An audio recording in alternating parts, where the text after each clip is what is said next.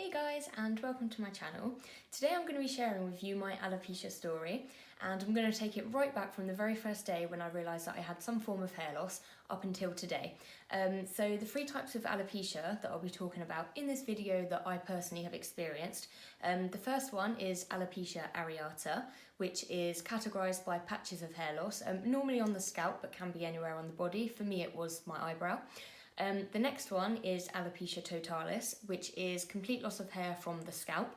And then finally, which is what I now have, alopecia universalis, which is complete loss of body hair from your entire body.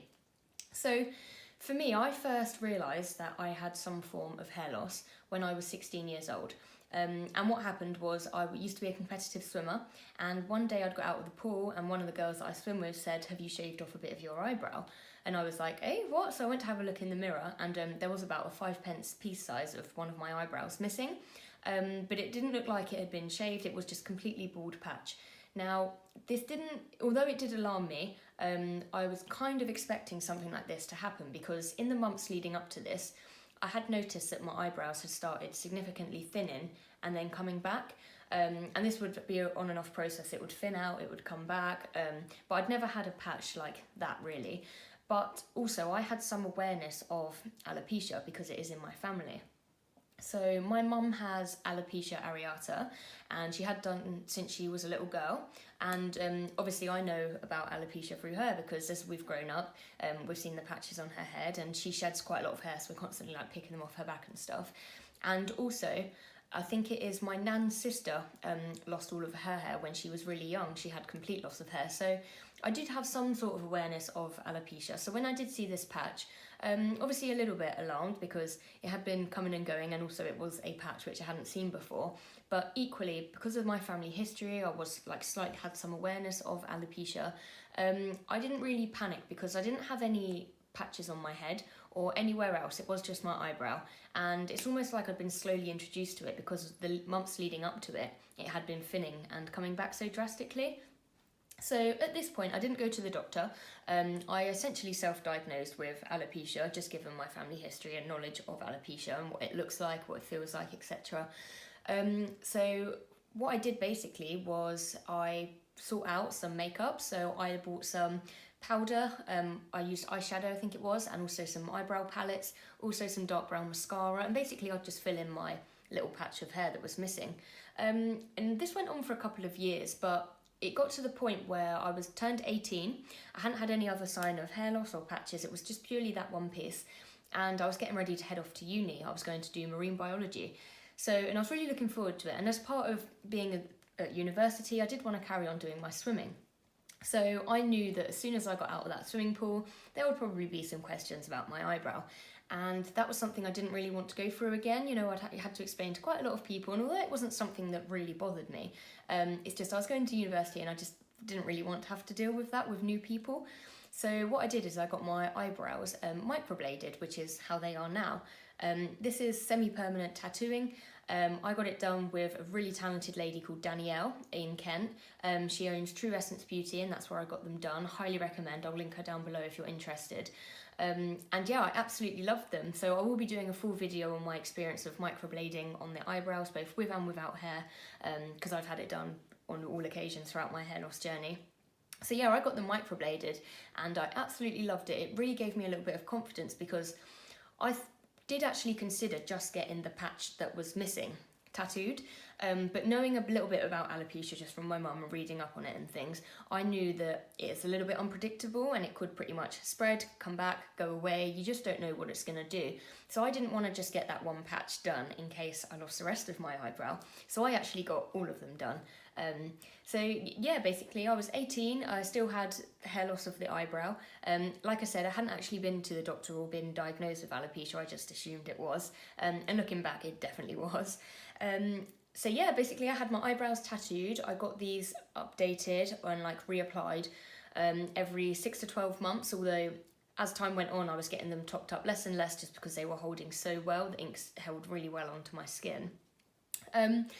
So this is basically how I was until I was 23 years old. So before I go on to explain the next part of my hair loss journey, I think it's quite important just to mention a few things that were going on in my life at that time that may have or may have not contributed to the next stage of my progressing alopecia.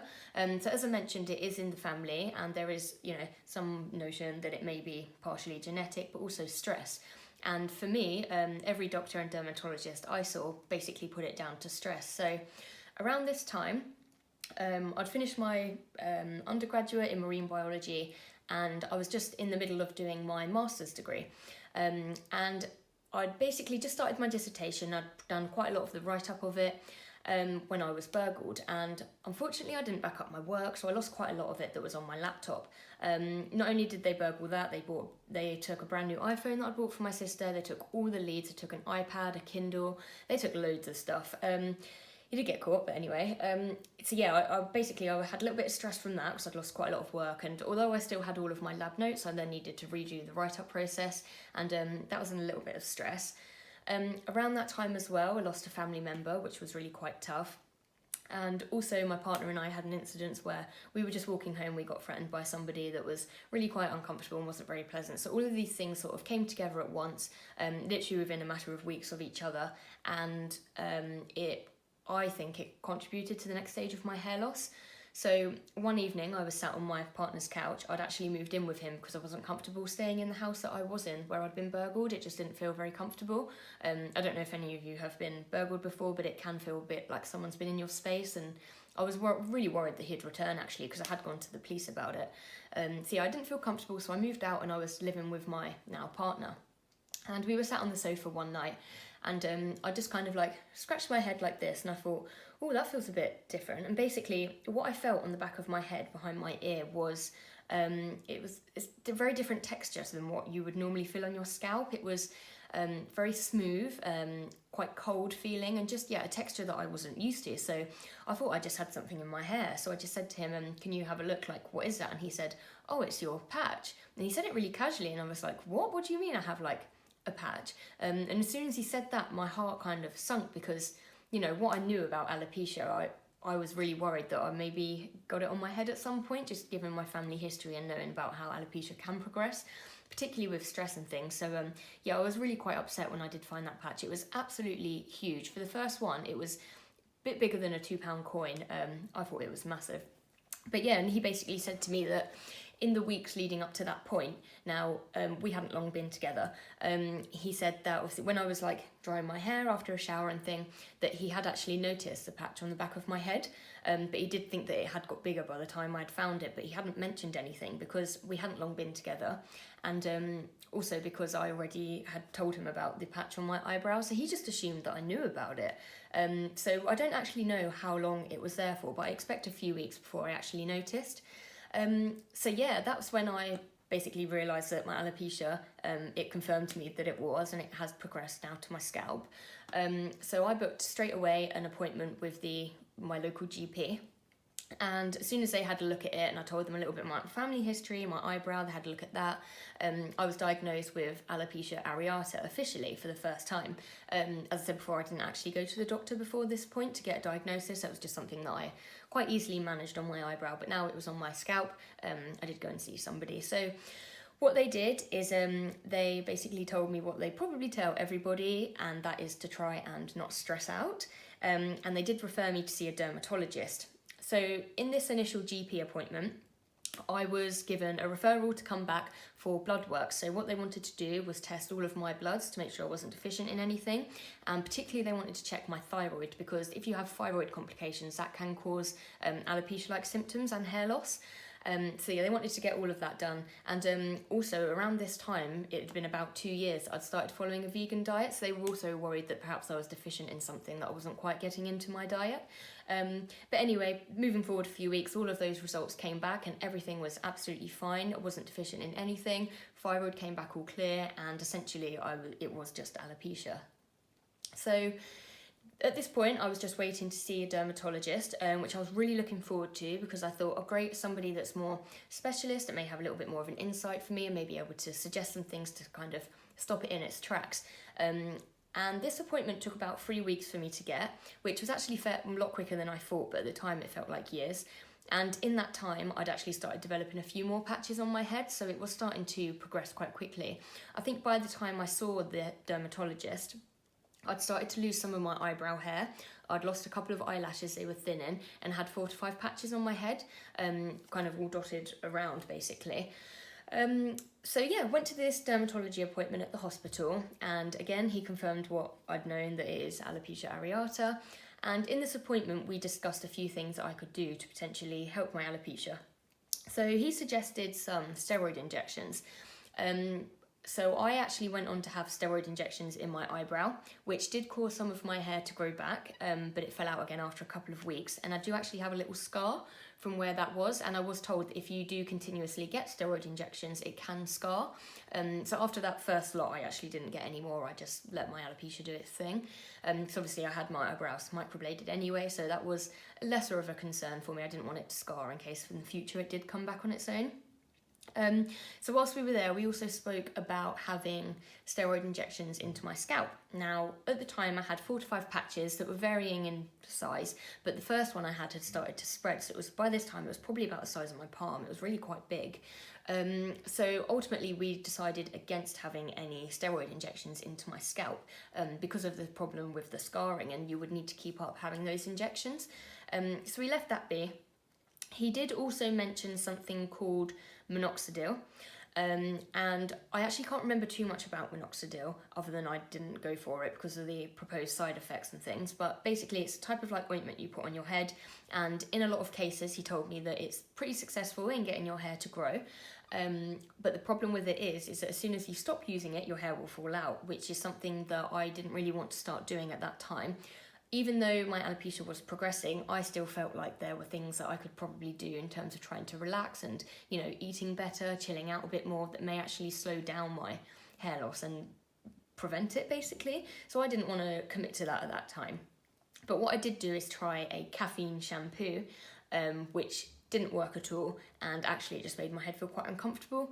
But anyway, so I came away from this dermatology appointment and with a referral to go back again to get my eyebrow injection, which I already spoke about, which I did do, but after the first lot, I didn't have any more. So within probably 2 months of this appointment, my hair loss got to the point whereby I could no longer cover it up. So what I was doing is I was using a lot of makeup. I was using coloured root sprays, I'm putting it directly onto my scalp. I was using something called Topic, which are like tiny little microfiber hairs that you like shake into your patches. But it just got too much and I just could no longer cover up my hair loss. So what I decided to do was actually get my first wig. So I travelled back to Kent to meet up with a lovely lady called Emmy Lou, who basically allowed me to sit down in her like wig area where she does the consultancies, and I tried on a whole range of different wigs. So at this point I did have some hair, but it was very straggly. It would be like little patches of very fine wavy hair, still at the length that I did have my hair originally, but it was extremely patchy, and I was wearing a lot of hats and things to cover it up. I wasn't happy going out in public with it the way it was, so it was time definitely for a wig. And I did end up getting my first wig here, which I absolutely loved when I first got it. It was a synthetic wig, and I believe it was from Rene of Paris, but I'll put the information on the screen. And I'll also put a picture on too. Yeah, I really love this wig. It gave me a huge amount of confidence. But after a short while of wearing my wig, I actually found it to be quite uncomfortable. So something as well I mentioned is that at this appointment, I actually cut my hair so that it would fit under the wig, because it was a little bit shorter than my like bio hair length. So we wanted to make sure it was a more comfortable fit. So, but yeah, I started to find wigs to be quite uncomfortable, but I didn't really feel like there were any other options available to me at the time. It all happened so quickly, I was still processing it. So I didn't really take the time to look into different options. I just went with a wig and ran with it. So yeah, basically I was wearing a wig, and this went on for about a year that I was wearing a wig. But after I got my first wig, in the same way it only took a couple of months for me to get to that point, within a couple of months of getting my wig, I actually lost all of my hair. So what happened was, very gradually I started to notice that the hairs on my arms had gone, the hairs on my legs were thinning, my eyelashes, I had 1 or 2 left, my eyebrow, I didn't have any hair, and I just had literally the tiniest little bits of hair on my head. That was all that was left. So I decided to shave my head. My partner did it for me. I know for a lot of people it can feel quite empowering, but I actually found it to be the opposite. I think because I didn't have any like therapy or speak it through, and because it happened so quickly within months, I just didn't process it properly. So to me it was a very big shock once I had shaved my hair. Even though I was quite used to seeing myself in a different way, I actually found that really, really difficult to do. So yeah, then I had lost all of my hair basically, and as soon as I'd done the shave, it didn't grow back, and I haven't had any hair growth since. So I did go back to the doctor, and I was diagnosed with alopecia totalis. I wasn't diagnosed with alopecia universalis at this point. Even though I had lost the majority of my hair, I still had the odd little bit, so I was just diagnosed with totalis. And it was at this point that I was starting to get quite frustrated and irritated, because although things had been suggested to me along the way by my dermatologist about things I should do, etc., I felt like there is more of a reason. There is a reason why I'm losing my hair, and there must be something I can do to try and stop it or reverse it and get my hair back. So I'm very fortunate that my mum pays for private healthcare, and so what she was able to do is to put me onto her plan, which was actually free because I'm an immediate family member. And I travelled to London to see a dermatologist that specialises in alopecia through Benedon's Healthcare. And I actually found this appointment to be really, really positive, because even though I was there because I was losing my hair, I felt for the first time that I was speaking to someone that really understood and had seen a lot of people in my situation and were able to offer me genuine solutions that may actually help me out. So one of the first things he did when I arrived was he looked at my head, and even though I'd lost like mostly all of my hair at this time, I still had quite a few little black dots like on my head. So I forgot to mention, but as I was losing my hair, and if anyone knows what this is, please do let me know, because I still don't know what this is, but my head was covered in like tiny black dots. And when I first saw them, I was really excited because I thought that it was basically hair coming through, but it wasn't. They would just fall out. So anyway, I went to see him and I asked him to have a look at those, and he said it is quite common to experience that. Also, I was experiencing quite a lot of scalp discomfort and pain, and in the area where I still had hair, I would get a really intense kind of like tightness and discomfort, and then the hair would fall out from that area. So I was actually starting to get like physical pain as well at this time. So we had to look at my hair follicles, and he told me that and explained to me what this was, but he said that my alopecia is not scarring. So as far as I understand it, and I apologise here if I get anything wrong, but with alopecia, you can have scarring or non-scarring. And essentially, with non-scarring alopecia, it means your hair follicles are still there, they're just not growing. But with scarring alopecia, I'm not sure if it means they've died off or something more progressive has happened, and basically the chance of you regrowing hair is basically none. You know, your hair follicles have scarred, your alopecia is scarring, and you're not going to get hair back. So I found out about this in my appointment, and he reassured me that it wasn't scarring, which was good to hear, because it still gave me a little bit of hope.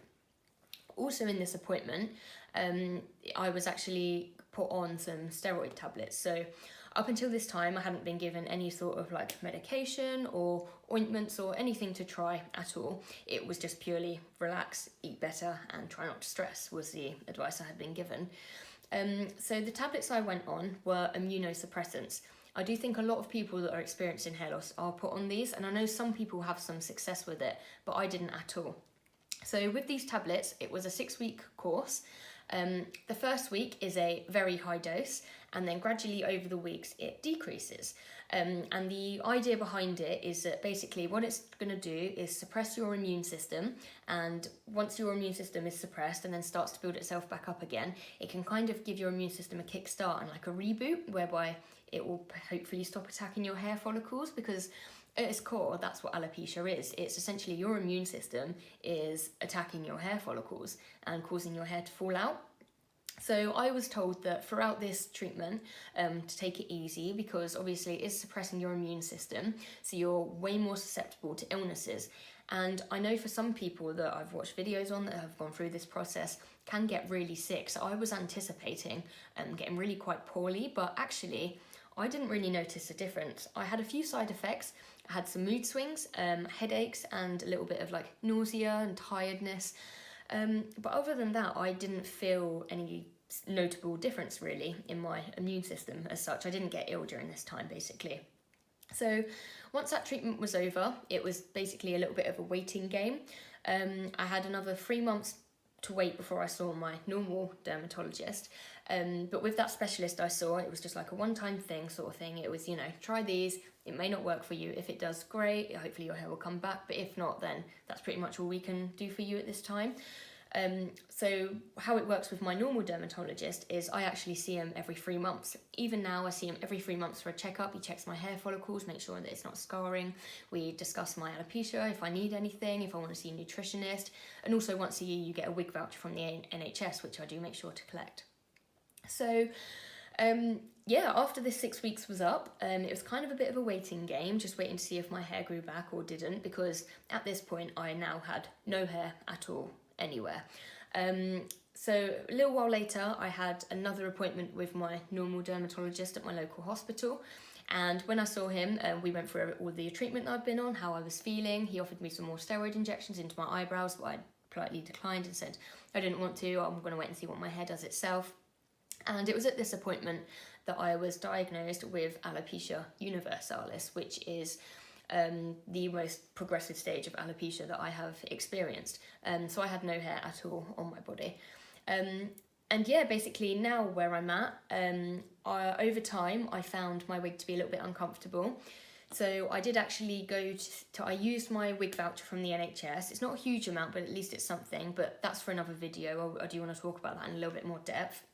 So I actually got my first human hair wig, and the thing about the human hair wig was that it was a lot more comfier. It was easier for me to kind of like style and make it feel like more my own hair, because it reacted like human hair. So it, you know, when it was raining it would go a little bit curly, or when I straightened it, it would go straighten. Whereas with my synthetic one, it wasn't heat resistant, so I couldn't actually style it other than the style it came in. So I got my first human hair wig. And I really enjoyed it at first, but over time, same with my synthetic hair wig, I found that I wasn't really getting on with wearing wigs. As you might remember, I mentioned I went to university to do marine biology, and then my master's degree, I didn't mention what it was, but I did sustainable aquaculture systems.